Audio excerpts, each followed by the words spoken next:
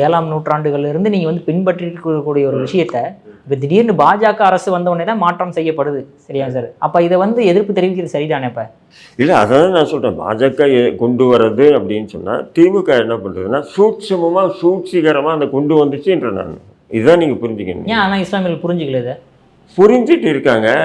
இருந்தாலும் வந்து ஏதோ ஒவ்வொரு கட்டத்தில் வந்து சைலண்ட் மோடில் தானே இருக்காங்க. இந்த விஷயத்தை நான் பொது வெளியில் சவாலாகவே விடுறேன்.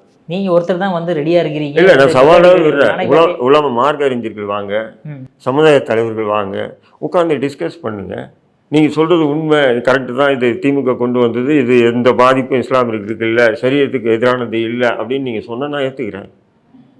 நான் என்ன சொல்கிறேன், நீங்கள் வந்து 2வது திருமணம் பண்ணால் அங்கீகாரம் இல்லாமல் தானே இருக்கணும் இன்றைக்கி இருக்கக்கூடிய. அப்போ சரியத்துக்கு எதிரானது தானே இது? சரியத்துக்கு எதிரானது தானே. ஆமாம். அப்போ ஒரு பெண்ணுக்கு வந்து இவ்வளோ வயசில் தான் திருமணம் பண்ணணும்னு சொன்னால் அப்போ அதுவும் சரியத்துக்கு எதிரானது தானே.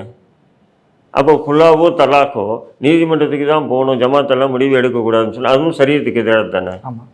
அப்போ பிஜேபி கொண்டு வர்றது தான் சரியத்துக்கு எதிரானு துள்ளி குதிக்கிறீங்க, திமுக கொண்டு வந்தானே. இதுதான் என்னுடைய லாஜிக் கேள்வி.